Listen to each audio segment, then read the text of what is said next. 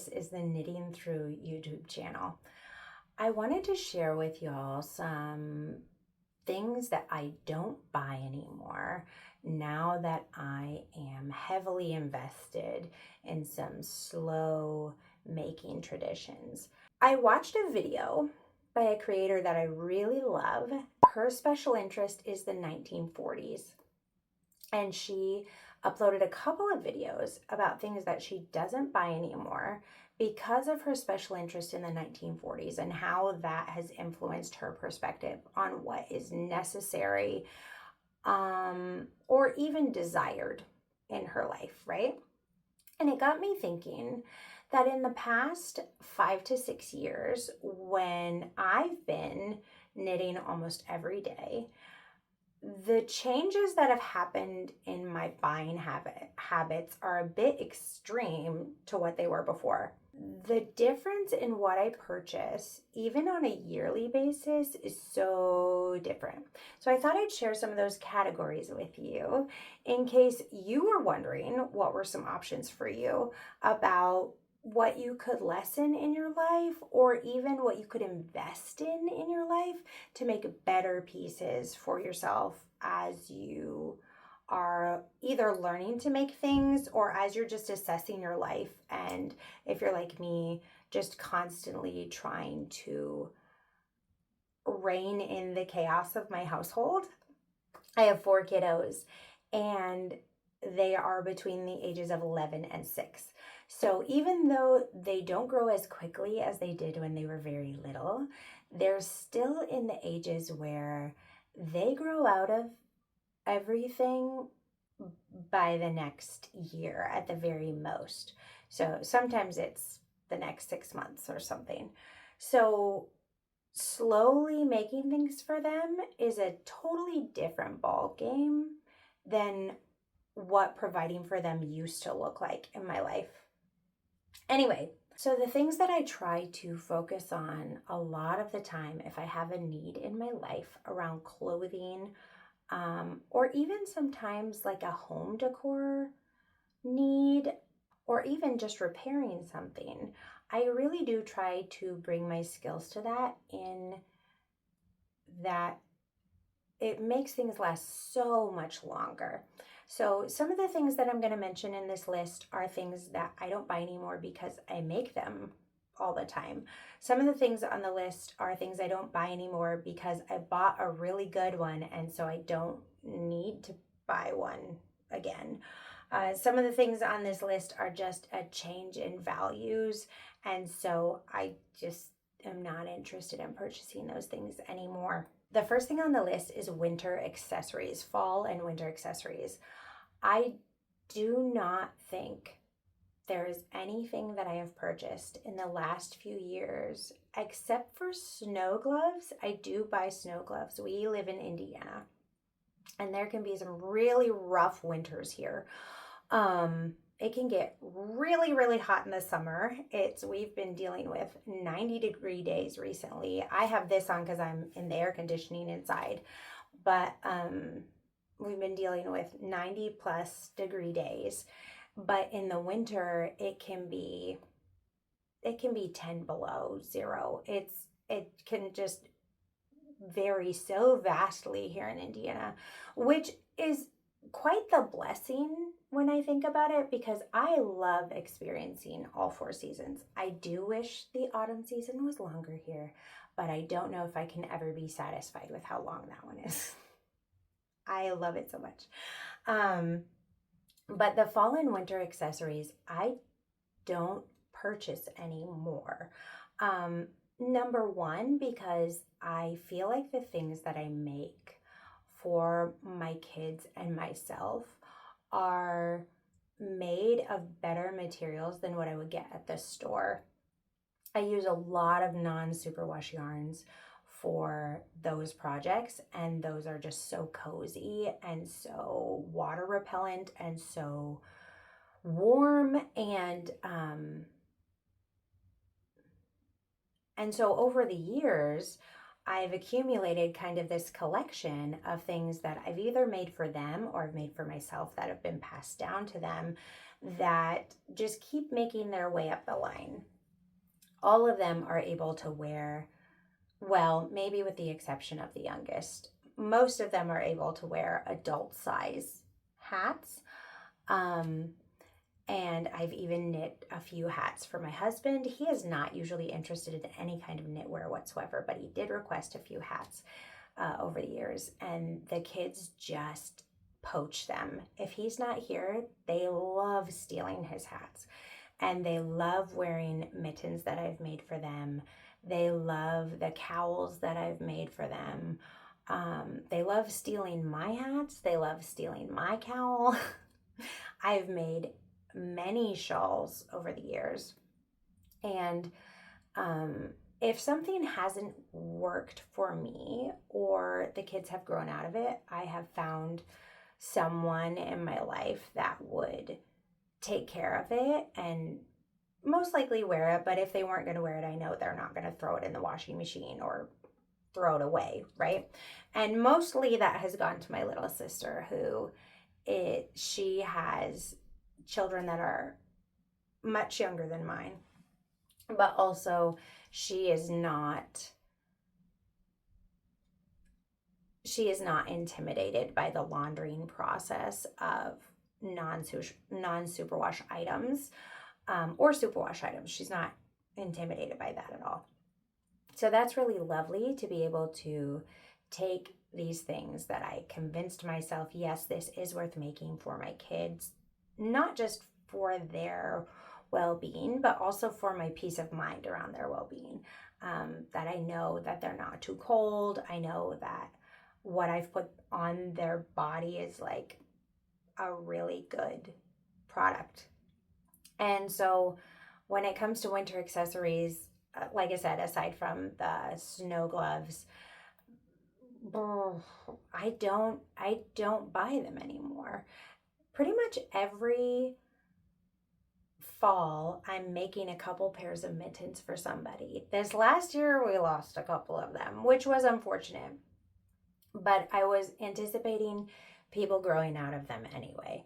And now the older ones are big enough that their hands are the size of my hand almost, so they can borrow my things also. So honestly, it's kind of fun in this stage of life where I can make something for myself, and if it's my new favorite thing, I can take the thing that I wore last year and put it in the family tote and they just wear it. It still is used, it still is loved, it's still serving our family, and that's really lovely. The next thing I don't buy anymore is socks. Maybe 2 years ago, I bought a pack of ankle workout socks, and I wear them so infrequently that they still are pretty new. I wear my knit socks all the time, and I do knit socks all the time. I make a pair of birthday socks and a pair of socks for Christmas for each of my kids. I've been doing that for the last couple of years, and to the point where like they have an expectation that I will be knitting their socks. I usually cast them on their birthdays. And so our house is just full of hand knit socks. Every once in a while, one of the socks gets lost, and that's okay. That's fine. I am pondering what to do about the little mismatched socks that I have that don't fit them anymore. Like I said, I normally pass things down to my little sister who has littler kids. And I think I'm just going to ask her, do you want me to knit a sock that's like the same shape but different colors? Or do you just want all these mismatched socks and it doesn't matter? What would you like with that? Because I just think they're still so cute, and obviously they're still so functional for little feet. Between having fingering weight and sport weight socks, I have not found a need for buying. I used to buy smart wool socks. I used to buy those really thick like cabin socks at the store with the fluffy stuff on the inside. But now, and I've thought about making myself a pair of DK socks. I've knit DK socks for a couple of other people before, but I really don't know that if that's something I actually want. I'm very satisfied. I have about 7 or 8 pairs of socks that I've knit for myself. There are a couple of pairs that have gotten passed down to my kids as they've grown into bigger feet. This is the first time that my son's birthday socks will be too big for me because his feet are bigger than mine now. At 11 years old, my children are ginormous. Anyway, and I had even higher goals, I think, this year for the amount of socks I was knitting for myself than I normally do. At least I was more organized about it this year because I really wanted a pair of socks from each of these Advent skeins that I got from a 2024 Advent. And it's been lovely. And they are waiting for me. I was thinking about keeping them, setting them aside until this coming January, just like New Year, new socks. But I really feel like the fall is the knitting new year. And I think I will break them out in September and just wear them because that would be so lovely as the weather cools down to have new socks that I've knit for myself. It is, like I said, the summers get really hot, but in the evening indoors when I am being pretty still on the couch and watching a show with the husband, or even just walking around my old drafty house. This house was built in the 1910s and some of the floors are original. So there's no floor, like there's no subfloor layer underneath the floor itself. So it can be pretty drafty. Thankfully, we have a basement where our heater is, and so the hot air travels up. It's not super uncomfortable, but my toes can get very cold even in the summertime. So those socks are well loved. I like them so much. I even have a pair on right now because I enjoy them so much. The next category is I no longer buy cardigans or sweaters. I have so many materials in my home to make them myself. And after the last few years of really focusing on garments that I thought would serve my body well, in the fall and winter, I can just get dreadfully cold. Since learning that about my body, that there are ways that I can help insulate it a lot better and regulate my temperature a lot better, it has been such a lovelier time in the winter for me. I used to really, really struggle in the winter, not just emotionally because there's not as much sunlight and it's just a whole different thing, right? But also just physically used to struggle a lot with fatigue and pain that came from getting too cold and not being able to regulate my body temperature. Now, I used to, before I started knitting garments, I used to buy 3 or 4 cardigans every fall because I would wear them and I would wear like my favorite one for a long time. And then I would just donate the other one. And honestly, it was a really expensive way to live. I didn't think about it at the time. I thought it was kind of this investment in my coping, but now that I know the difference between a lot of store-bought sweaters, ready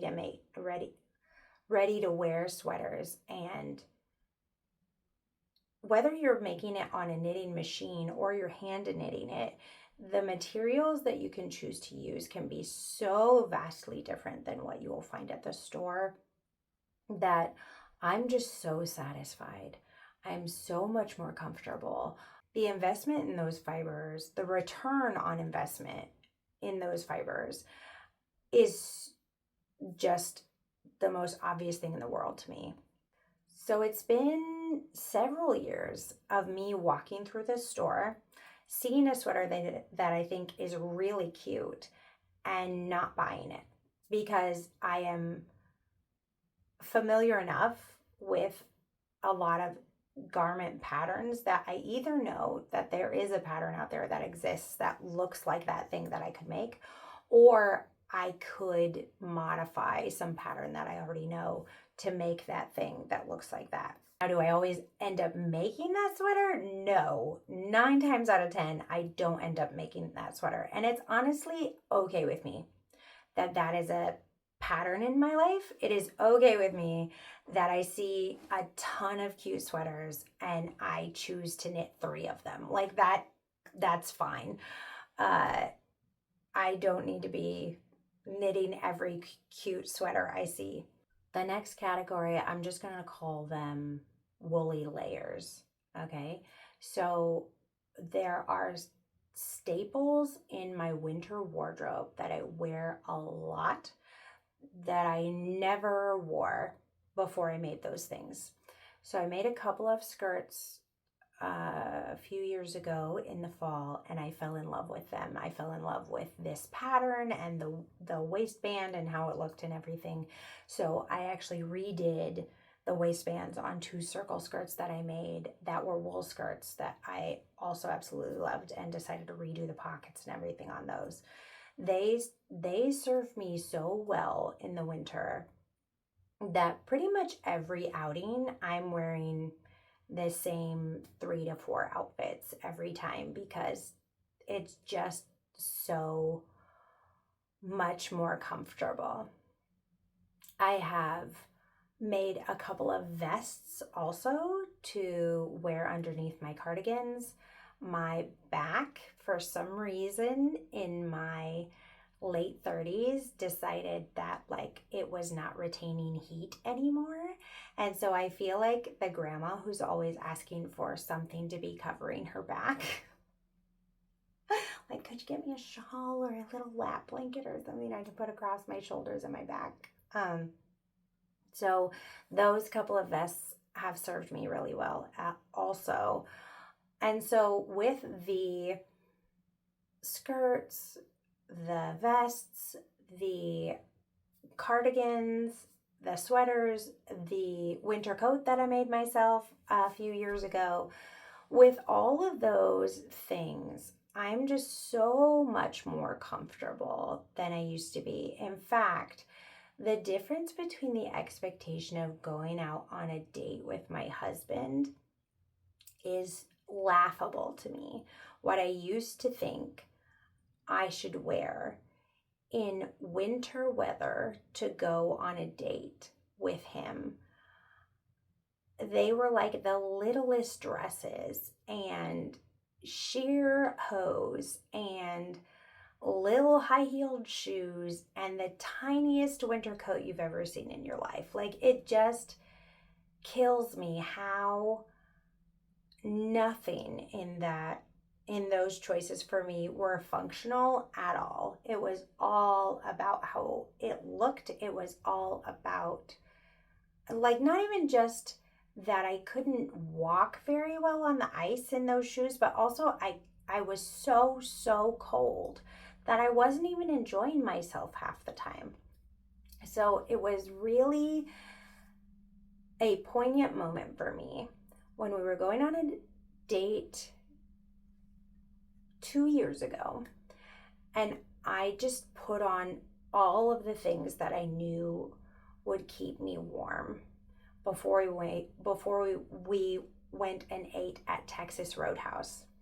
And the difference between how happy I was to be out and having dinner with him that night versus dates previously was noticeable to him also. He started calling me the queen of layers. Like, there's just all these lovely affirming things that he's started noticing and saying because he sees the change in me and how happy I am compared to how I used to feel when we would go out previously. I am curious if there's anything in this coming fall and winter garment-wise that I will add to my wardrobe. I am in the middle of sewing some wool overalls. I came into some wool fabric a lot of wool fabric from a friend's stash several years ago, and I've used almost all of that now. I also have a house coat that I want to make for myself from wool scraps that my sister-in-law and my niece sewed, patchworked them all together for me. And so now it's just a lot of fabric that I can work with. I'm very excited about that. So those two projects are already kind of on deck for me. I keep trying to motivate myself to work on the overalls, so those are done, but I'm not very motivated about it. Once the fall air hits me, I think it'll kick into gear. Okay, this next thing isn't really a choice that I made intentionally, but it is happening, so I put it on the list. I used to, when I would be going through Joann's, RIP, that I would just grab 3 or 4 yards of this or 3 or 4 yards of that I thought was really sweet fabric or cool fabric.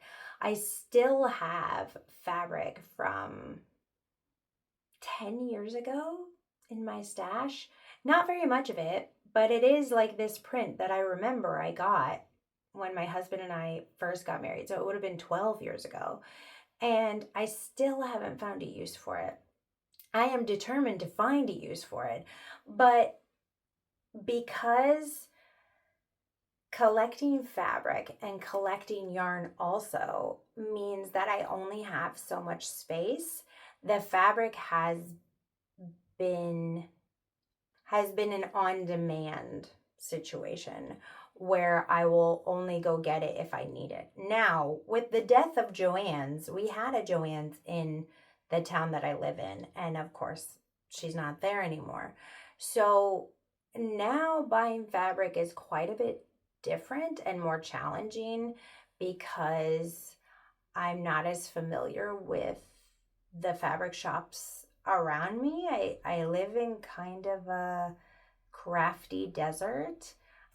We have a Hobby Lobby in town, but I don't really like going there for hardly anything.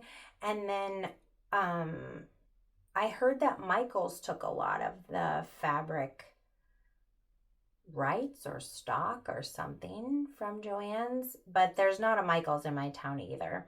So really, if I'm gonna go buy fabric, it's very much on purpose. It's usually a project that I've been thinking about for a long time. But honestly, the projects that I'm going to be working on in the near future, I'm going to be using the flat sheets that came with our last several sets of sheets because we just don't use the flat sheet. We all have duvet covers, and my husband has unindoctrinated all of us from the flat sheet. I love a good flat sheet. I love it. It makes me feel so cozy and cared for, but he is not about that life. So that is not the life we live. I am not about to try and train a grown man to not kick sheets off. Like that's not happening. And I doubt he would even accept that for me. So it's okay. There are lots of cozy alternatives to a flat sheet. But I have all of this fabric that's just in the linen closet that just gets moved all around because we never use them. The next category of things that I don't buy is fashion shoes. I used to buy cute shoes all the time. And I wouldn't even say that I had tons of pairs of shoes. I would often find cute shoes and just kind of wear them out because I wore them all the time. But number one, I was buying them at locations that I was not surprised that they didn't last longer than a year.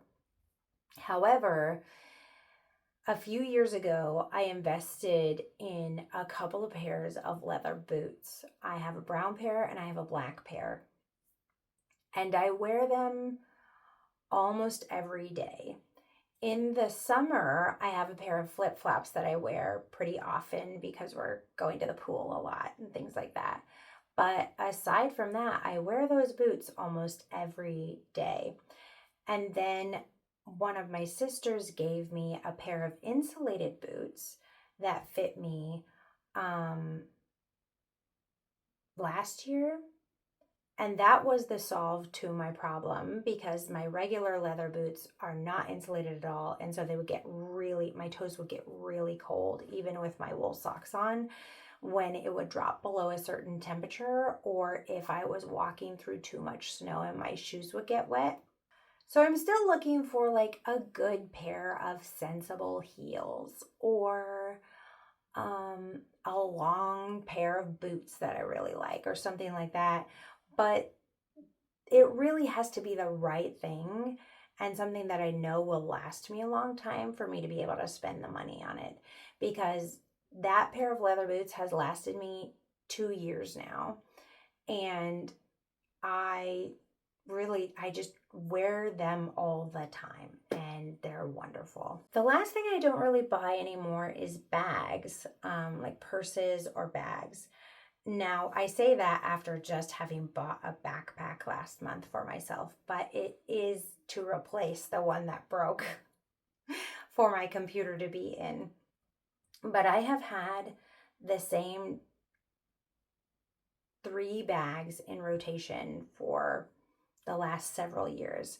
I noticed this trend this pattern where I would be good with this bag. This is my bag that I always wear. I would be good with that bag for 3 out of 4 seasons in the year. And then when the summertime would hit, for some reason, I wanted one of those sling bags, like I just wanted it on my back. I wanted it out of my way. It seemed easier. But number one, I was constantly just wearing my other bag anyway, out of habit. And number two, whenever I would wear the other sling bag, the way that my knitting project never quite fit in it was so annoying to me. I know there's bigger bags out there that I could get, but then I'm just in the same position as if I'm wearing this one. So this is a small tote bag, and it's all leather in there. And as I've been wearing it throughout the years, it's gotten little scratches on it, and it's gotten all soft and wonderful. I keep a bag from my local-ish yarn store, Always in Stitches. I love that place. They're mostly a quilting fabric store, but they do have this lovely yarn alcove in the back, and I can always this is the one that I've been working on, finishing this muscle bra hat, and I just have been stuffing it in the top of my bag for years now, and it works perfectly. The 2 caveats to that are if I am traveling, and so usually if I'm traveling, I'm bringing several more things with me. I'm bringing my headphones, I'm bringing a few books, I'm probably bringing more than one knitting project. So I have a bigger version of the exact same bag, and it's just this kind of yellowy, I don't know, beige, but it has this shimmer on it. And when I first got it, I didn't know if it was really me, But now that I've used it for traveling, it's one of my favorite things. And in fact, one of my daughters borrowed it to dress up the other day, being like a month ago, and I could not find it when I was going on a trip recently, and it messed up my whole flow. I was like, this is crazy. I know I have that bag somewhere. I only own a few bags, so what is happening? So this one. Then I have a backpack that I just purchased. I have just like this plain black backpack that I just purchased. This is a bag charm that my friend Ellie made. It's a pickle. And I, of course, can bring my computer in this and it can be safe and everything. So I have this one, and then this basket I've had for the last few years, and I use it for so many reasons. Sometimes it's a knitting project basket for a really big project. Sometimes it's the basket that I bring with me when I'm in a show. I can put a lot of things in here, including a couple of project bags or however, on my mending list, I need to put something around this handle so that it won't continue breaking as I hold it. Everything else about it is totally sound, but this one handle is unraveling, and so I need to, I don't know, wrap some leather around it probably. I've been ideating about that repair for a while, and I want to do it with this one as well, just to prevent the same wear and tear, because there's just a tiny bit of breakage right there.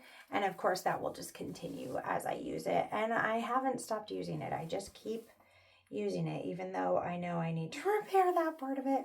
Hopefully next year I will have a few other things that I'm not buying anymore, and I think that will be lovely.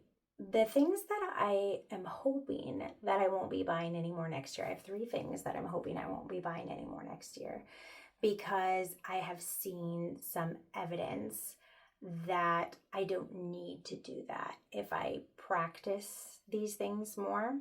So one is, I don't think I need to buy jelly for my family next year, or at least not for most of the year. This past spring, we made dandelion jelly together, and it was such a success that I have really high hopes for my canning future. I have always wanted to can things and like preserve things. I've always wanted to be that person, and I know it's just a skill. I know that skills can be worked on, you can get better at them.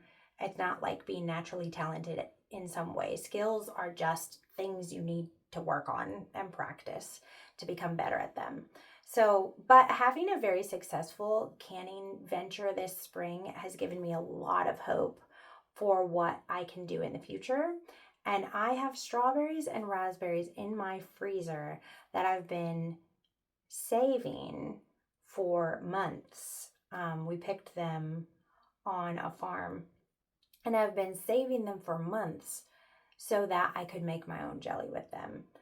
I am hoping to do that sometime as the weather gets colder, so that I can just put jars of it down in the basement. Now, we went through that dandelion jelly real fast. There's only 2 little jars of them left, and I even had to make sure to put them down in the basement so that people wouldn't be breaking into them. It was so yummy. It was so good. And because of those things, I don't think, I mean, who knows? We might go through it really fast, but I don't think it's necessary for me to be buying that specifically anymore, because I've had success with it already, and so I can just move forward with that. Another thing that I don't really want to be buying anymore next year is summer outfits. I obviously have invested some time and resources into my fall and winter wardrobe, and I'm really pleased with those results. I'm so happy with that. The way that I have prioritized my own sensory needs and my own color palette that I really want, and even just embodying kind of this, I want to be a little hobbit lady all the time when I'm out, that type of vibe, I have really enjoyed cultivating that. In my opinion, fall and winter garments are easier to make, whether you are sewing them or whether you are knitting them. In the sewing category, fall and winter garments are often made of sturdier fabrics. You're not dealing with things that are as airy or slippery or stretchy as most summer garment fabric choices would be for your fall and winter choices. On the knitting side of it, most of the time you're dealing with thicker yarns on bigger needles. Now, there are exceptions to this, but it is so common for DK and worsted weight and even Aran weight, bulky weight sweaters to be knit up in the fall and the winter. And that's just a lot faster when you're dealing with that. With the spring and summer wardrobe, there are a lot of things that I have just held on to because I like them, but also because I know it's going to take me a long time to knit the thing or to learn to make the thing with the fabric that I want to make it with. Last year, I experimented with a lot of different kinds of sundresses. I experimented with more cropped t-shirts and tanks even. And I really love that experimental phase. It's very fun. But now that I've figured out what I like, and what I like is to have very light fabric options so that I can still have a lot of coverage on my body. I don't mind being at the pool in a bikini. I don't mind that. There's no like body shaming thing happening here with me. I just don't like the wind on my body. I don't like it at all. It will irritate me faster than just about anything else. And so but I also don't want to be too hot. So layers are the key for me in all the seasons, I think. But as I've been working through the things that I want in the summer and the spring, it's not necessarily that everything is supposed to be sleeveless or that everything is supposed to be super short. But I have realized it does need to be very light and airy. So I keep thinking about that. I keep thinking about what I want to do about that. I have an idea to make some circle skirts with the bed sheets that I mentioned earlier. I think they will be just a experimental project to see what I like with that, if that type of a cotton fabric is light enough or if I need to go even lighter in those ways, and we shall see. It's going to be very fun to play with those things. The last thing that I hope I don't buy anything of next year are notebooks or like planners. We have a family calendar in the house, and I normally have a planner of my own that I carry around with me. We used to not even have the family calendar. My husband was in the Army, so it didn't really matter if he was able to come to the things that we were going to. His schedule was determined so spontaneously that I just didn't factor him into a lot of scheduling decisions for me and the kids. Now that he has been out of the Army for over 4 years, we do communicate a lot more about scheduling. And so I don't think I need my own planner to walk around with. I do think the idea of a commonplace book is fabulous. I used to keep notebooks like that. I didn't even know they were called a commonplace book. I used to keep notebooks like that when I was in college. I would just write lists on one page. I would write songs on another page that I was writing. I would write poetry on another page. I would write just thoughts that I had about something else. I would write a quote I really like. I would sketch something. It was just full of all the things that were in my brain. And then after I finished it, and sometimes I would even go through and number the pages before I even, had finished writing in the notebook. But then after I finished it, I would go back through the notebook and I would put tabs on the pages that I knew I would want to come back to at some point. I still have all of those notebooks. I still get them out occasionally and play those songs that I used to spend hours poring over and writing. And I still will go back to those just, ramblings, journalings that were in there. I think it's a really fun way to track time. And I don't need any more new notebooks. I have a whole stack of them in the other room that I'm saving for something that I don't need to be saving. I literally have a stack of them. And as much as I think that the planners are really great and for other people they work really well, having a hub on the wall of our calendar I think will be enough for me. I am realizing that the thing that works really well for me are actually those tear-off sheets.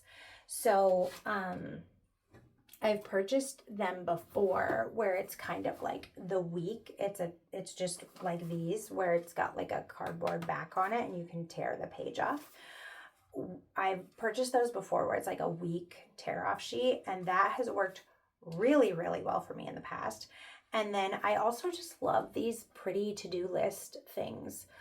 This comes from Stacia Burrington on Etsy.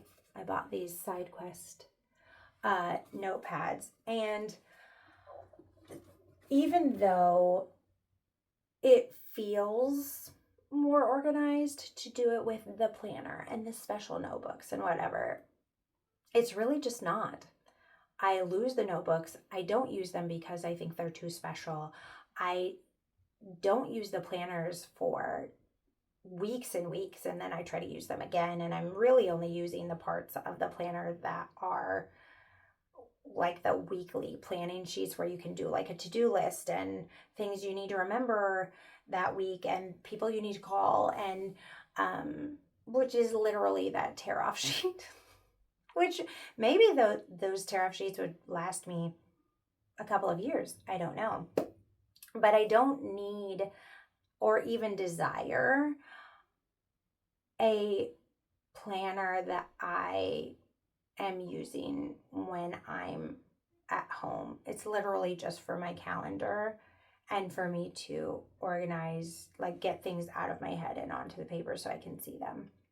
So those are all the things that I could think of that I am not buying anymore or I don't want to be buying anymore. I would love to hear if there's a category or several that you have been thinking about cutting back in or canceling out entirely, or if there's a craft you're wanting to learn so that there's a category of things that you could be cutting back in. I'm so curious, especially with the state of the world right now and the state of things in the United States where I live, what everyone is kind of zeroing in on for the near and distant future, and the skills they want to have, and the priorities and values they want to walk away with. So curious about that. So leave a comment below and share with me what you're thinking, or if you have none of that on your brain and you were just having me talk to you to keep you company while you were working on a project, let me know what you worked on while you were watching, and I'll see you guys next time.